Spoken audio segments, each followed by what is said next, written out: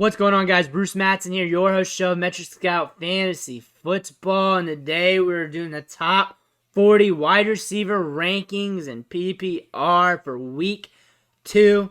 Just did the top 40 in running backs. Check that in the archives, just a couple videos back. That will help you set your lineups. If this is something you're into, make sure you smash that subscribe button because I'll be dropping weekly rankings every week throughout the season. At the end of every week, I'll try to bust out some tier lists with these rankings so you have a better idea. Plus, you'll brush up on the rankings as well. But let's dig into these wide receivers real quick here. So first thing I want to note is the over-unders for this week. If you're new to the channel, if you're new to the series, over-unders and the spread is a big part of the process. We're not looking directly at the numbers. We're looking at these games as possible matchups, whether they're going to be explosive, high-scoring games or low-scoring, boring games that does not equate to much fantasy points at all in them. This is something important to look at each week. Also, the over and unders are sometimes wrong and they bust. They bust more during the start of the season, week 1, 2, 3, and 4, than they do at the end of the season. I got these numbers off OddsShark, which is an average from a lot of the other books out there, and I just use this every week. And these might have changed by the time you watched it, but the thing is, the premise that we're going after is whether this is going to be a high-scoring game or not, and we got a measurement for that with this implied point total. So games like the Jets versus Browns, 40 over-under, and you just think about that game a little bit, it's pretty easy to see this being a lower scoring game, so there may not be as many fantasy assets compared to the Chargers and Chiefs. That's pretty damn obvious, right? And then you got Tampa Bay and Saints is right in the middle. You know you're going to get some good guys and you're going to get some duds, and as you work your way up the list, you're going to get more, and you're going to get some of these teams or games that bust on you. That's just how it is. But the over-unders give you implied point total, and the more points scored in the game, which means more players are scoring touchdowns and getting yards, which means there's more players putting up fantasy points. Super easy to think about. But let's move on to these wide receivers. Let's have some fun with this. So here's our top 10 for the week. I'm going to say this. Justin Jefferson, Cooper Kupp, Devontae Adams, Jamar Chase, those 4 are in a tier by themselves. 1, 2, 3, and 4 just does an injustice here. They should all be milked in together. Justin Jefferson, I don't really need to say much about him. Same thing with Cooper Kupp. These guys are studs. They're getting high target shares. Devontae Adams, same thing. We don't have to worry about him going to a new team anymore. It is him and his glory like we saw back in Green Bay. He's a stud, getting target share, getting targets. We can rely on him. Jamar Chase, we can pretty much hitch our wagon to him as well, too. T. Higgins, working through that concussion protocol. We don't know what's happening with him. Jamar Chase should be the dude in this game, especially against Dallas. Dallas is struggling. Chase getting the target share, and he's just so damn explosive. A.J. Brown. I've been mentioning this in videos throughout the offseason and just recently as well. I wouldn't have been surprised if Hurts just locks on the Brown. You get a stud wide receiver. People are complaining about your passing. Why not lock onto the stud? And that's what happened. I could see this happening too. And he's in a favorable matchup here against Minnesota. If you look at the over-under, 51.5 over-under here. So a high implied point total. Spread's tight. So we should get a barn burner of a game here. Mike Evans, just there to get the air yards. Godwin's done. The hamstring's out. And I look for him to get targets and air yards. So that's going to happen there. Lower scoring game, could be a lower implied point total. If someone busts from this list, due to that, it could be him. I like Debo. I like him more than I did previously because the running backs, the depth chart there for the Niners is wrecked right now. Debo's going to get more touches out of the backfield on top of his targets. We should see him get plenty of usage. Michael Pittman, stud. Blew up last week. Top 5 wide receiver in PPR, if I remember right. 47 over under here at Jacksonville. We should see him do some good things.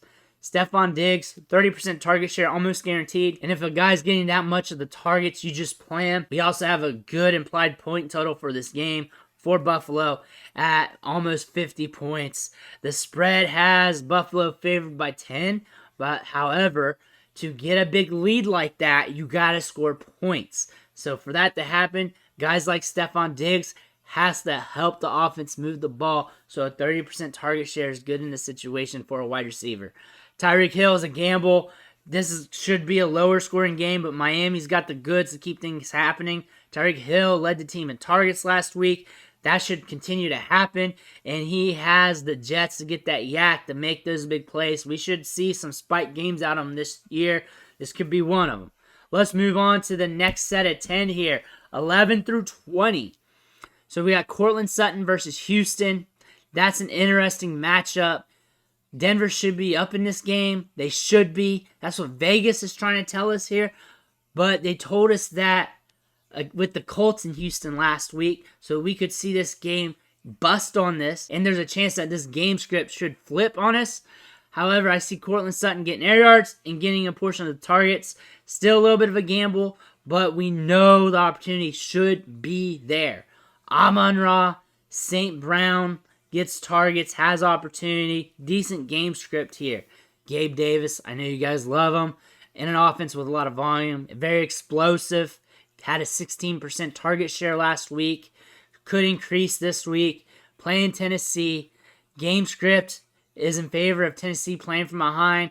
But Gabe Davis could help the Buffalo Bills get that lead that Vegas is expecting here. Mike Williams. We got news that Keenan Allen is out.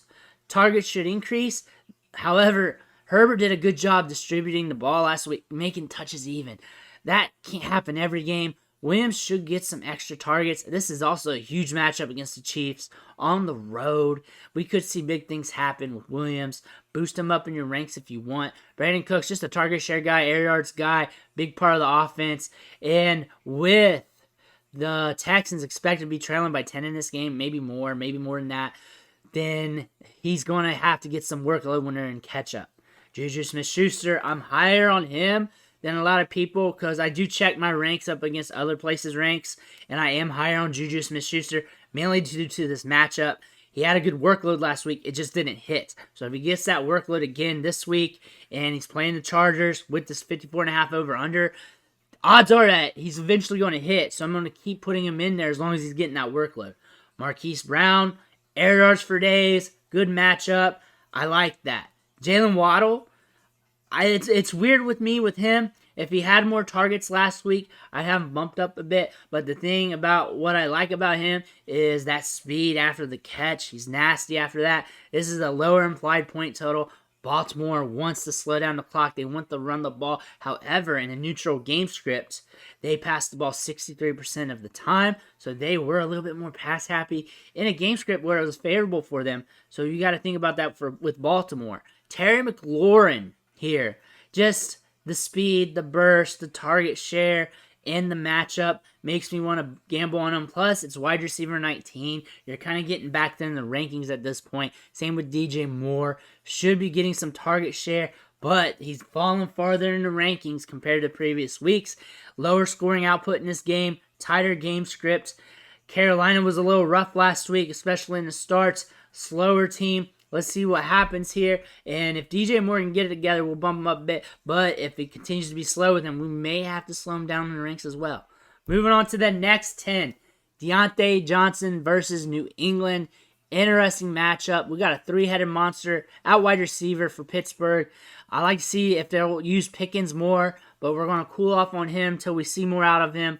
New England might be slower in this game due to that injury to Mac Jones. We'll have to see his status going forward, but I think he's going to be all right and good to play. 40.5 over under. Vegas hates this game. There's a good chance this cracks the over on this, but it may not crack the over enough to help ourselves. So I look for this to be a lower scoring game. Deonte Johnson might have limited opportunities. However, he does have the potential to score for us because out of all the wide receivers in this offense, you're going to want Deonte Johnson because he gets the target share, he gets the route participation, and all that jazz. Deonte Johnson, wide receiver 21 in the ranks. DK Metcalf.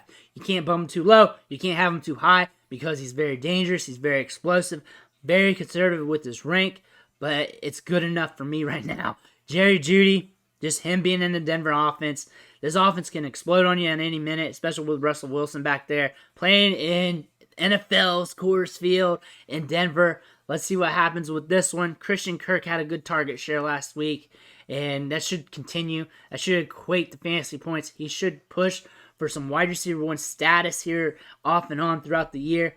Michael Thomas is sharing the offense with some good wide receivers. We saw Jarvis Landry do some things.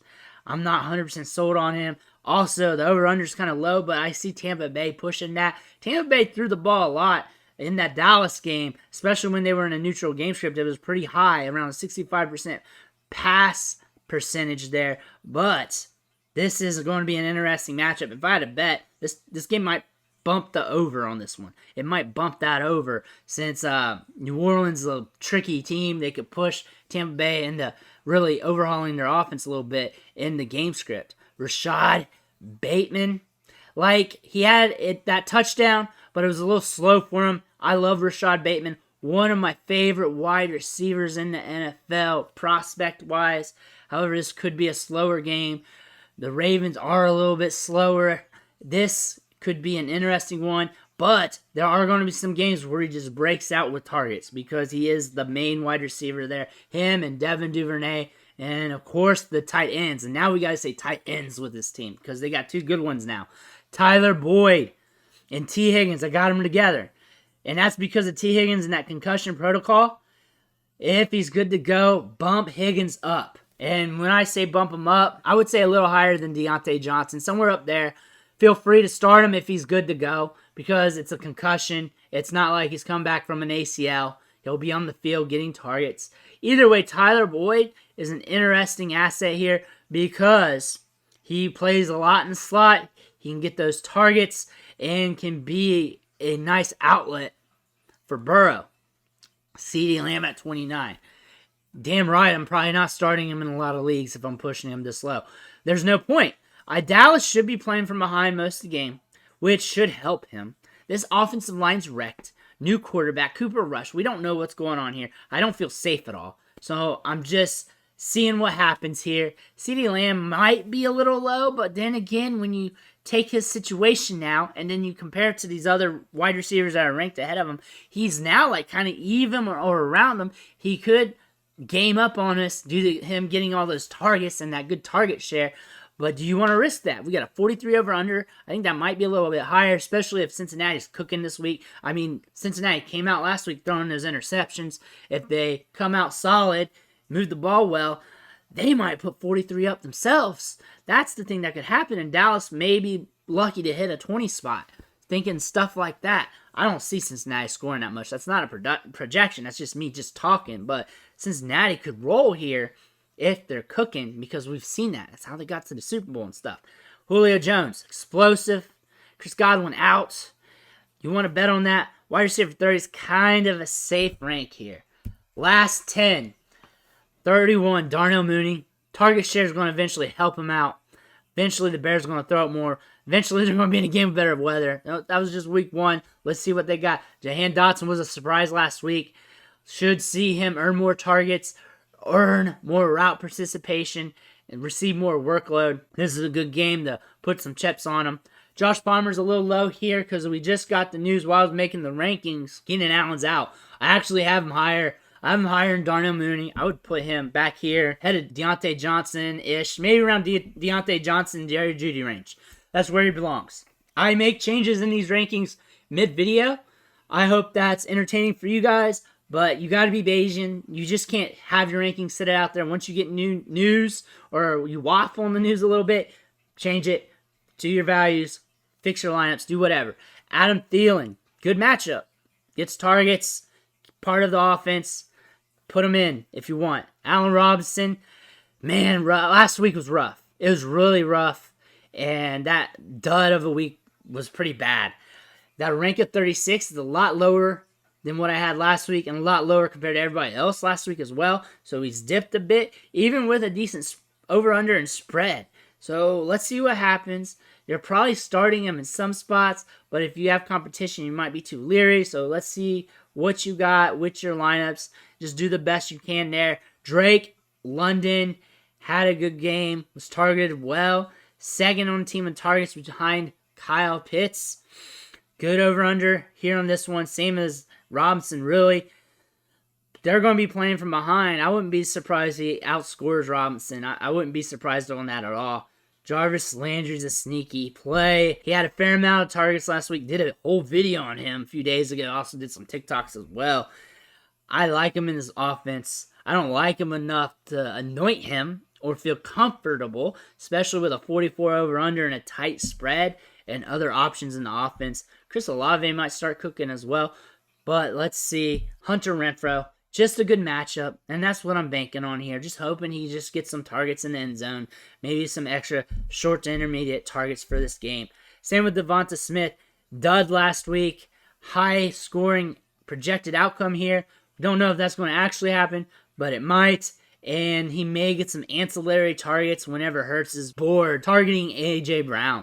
But that's it. That's my top 40 wide receivers. I ran through them kind of quick because, that's just how we do it here. I don't want you just sitting here twiddling your thumbs while I'm just dropping analysis. Let's get you in, get you out. But let me know who's in your top 40 or someone you think should be in there. Once I get to like 36, 35-ish range, after that, whoever's past that 40 mark, you can kind of throw them in there too if you like them or not. It does not get concrete. If you watched my rankings videos, those with the tiers, I move these guys back and forth a lot until they're there. I'm not 100% solid right now. It's only Wednesday, but I'm pretty close.